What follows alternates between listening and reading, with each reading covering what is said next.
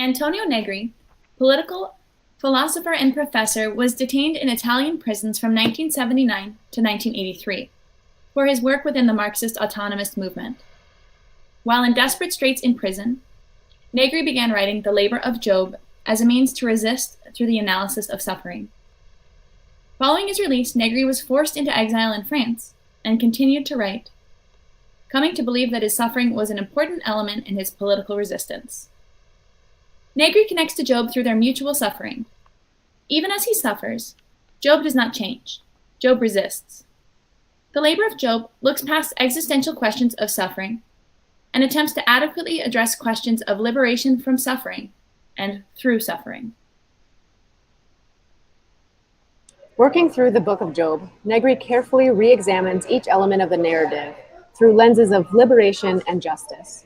Although ultimately he ends the book with no clear conclusion about the question of and struggle against suffering. He does come to see that to suffer is to resist. Negri views Job's suffering and his own as a powerful affirmation of individual will in the face of power. To help frame the labor of Job more clearly, thank goodness, his colleague and frequent co-author Michael Hart offers a foreword. He helpfully clarifies that Negri's interpretation of the Book of Job turns on an analogy between justice and economic value. In the case of Job, God's retributive justice has failed. God's power has become arbitrary and immeasurable, and therefore evil.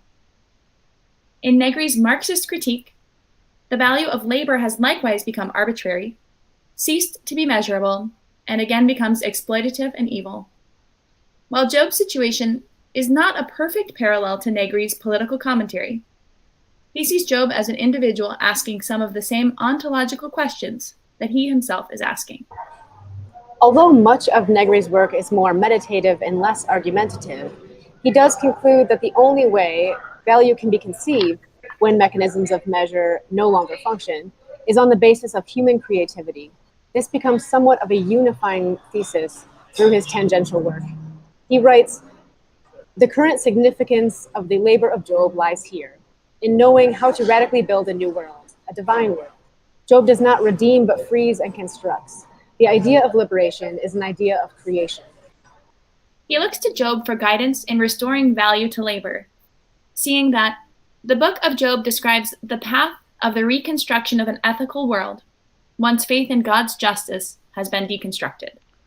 Negri presumes that his reader understands the failure of labor theory of value and the corresponding problems that arise with the inability to measure value. The theory's basic claim is simple. The value of a commodity can be measured by the average number of labor hours required to produce that commodity. Capitalism and the concepts of supply and demand corrupt this theory, distort value, and lead to the problems of exploitation and immeasurability. Negri sees this as analogous to the failure of retributive justice in the Book of Job. Therefore, the laborer's suffering is inherently related to Job's suffering in the dilemma. The reality of our wretchedness is that of Job. The questions and answers that we pose to the world are the same as Job's. Negri sees that Job has been able to reconstruct a world from immeasurability and shift back to some semblance of measurability and justice. He's not necessarily confident that he can bring the same sense of measurability back to his own dilemma, but sees in Job the hope to challenge the status quo and the exploitation of labor. In Job, he sees the construction of a new possibility of justice, made possible through Job's creativity. Negri goes on to deconstruct the power relationship between God and Job. The inability to discern measures of power serves to flatten the hierarchical relationship between Job and God. God's immense power, his omnipotence, cannot be measured in relation to Job's established autonomous power, and as such, Negri's analysis troubles the nature of that relationship. Here, Negri leans into the theory of autonomist Marxism to mount a reasoned challenge against the traditional hierarchical readings of the text. This theory emphasizes the ability of the working class to force changes to the organization of the capitalist system, independent of the state, trade unions, or political parties. Autonomist Marxism is thus a bottom-up theory. It draws attention to activities that autonomists see as everyday working class resistance to capitalism, such as absenteeism, slow working, socialization in the workplace, sabotage, and other subversive activities. Job mounts the ultimate subversive bottom-up challenge to God. Negri sees him as an exemplar of facing the impossible problem of immeasurability and restoring order. A traditional Marxist analysis of any given idea would rely on dialectics. Dialectics, thank you. Yes. In which each party to the argument has a voice. Negri troubles these waters as well. Dialectics? Yeah, Thank you. Assumes the potential for material change and prioritizes matter over mind. In Job, God does not change, and we see this as in his unresponsiveness to Job's complaints. Furthermore, God is both party to the argument and ultimate judge, rendering dialectics here completely corrupt. Since dialectics is impossible, neither party can change, and we have two indestructible subjects. As a result, Job comes to possess a power that oppresses the power of God. Job has become a co-creator. The liberationist angle of this insight is that the trial does not elevate Job to God, but rather exposes God's injustice, which levels him to Job. Job's resistance has forced God's hand, showing that power can be influenced from the bottom up. Complaint eventually demands response. Because Job can provoke God to respond, Negri is optimistic that exposing power and eliciting change is a possible path towards liberation from suffering. This shift in power also signals the end of the story. Some new insights pulled from Negri reveal that the Book of Job, as a parabolic puzzle, has no single interpretation. Liberation can be achieved in many ways, and so the potential for justice in the book breeds the hope that order can be restored. By provoking readers to wonder if liberation from suffering is possible in reality, the headache of this parabola can elicit hope or at least a frustrated chuckle at its tense humor.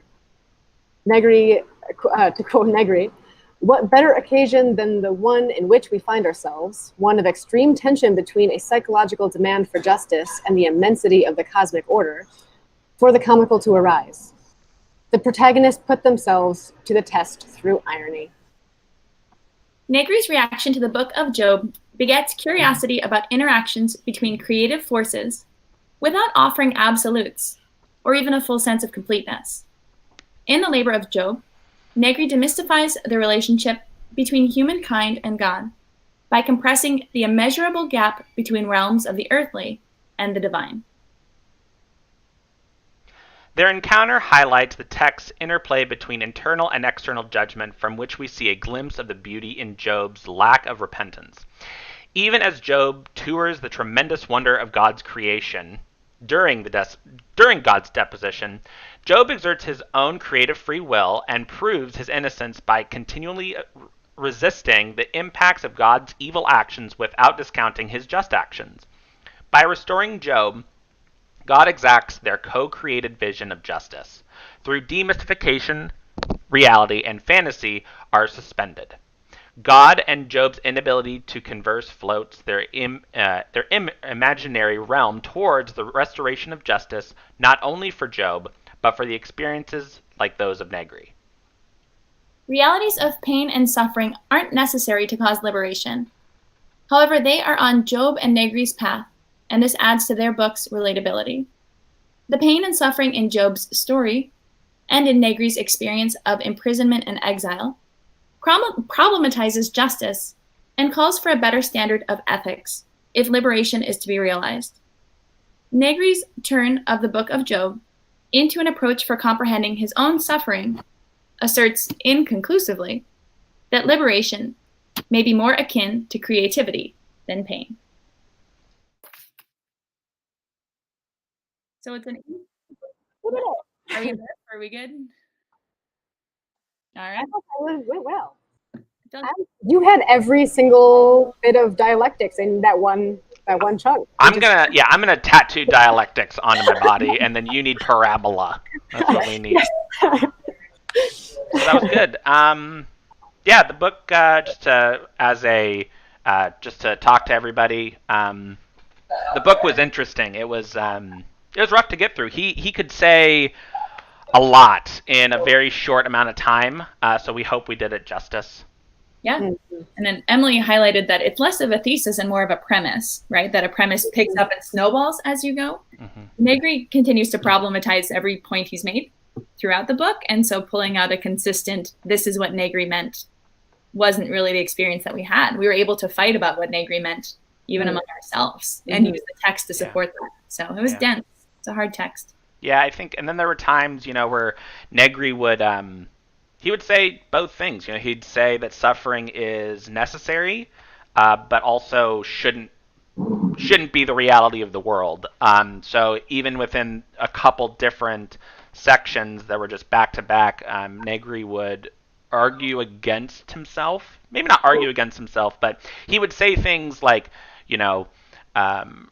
suffering will lead to salvation, but also suffering shouldn't be a part of the world at all. Yeah, and he would pull in like philosophical thinkers that we're used to hearing from and to see what they were saying about suffering and pain. And often they were not fully conclusive about how they felt about it. So it was like, it more just signified how complex of a topic violence and suffering is, and how justice can play a role in it. Yeah.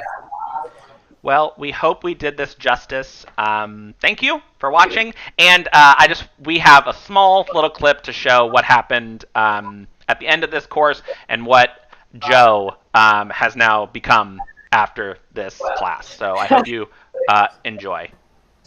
Thanks. I'm the behemoth. I represent chaos on the land. Look at how strong and powerful and oddly... Did we get it? It's not working now. Well, I'm sorry, everyone. You don't get to see Joe. If you want to see what happened to Joe, email me. Thank you. Thanks.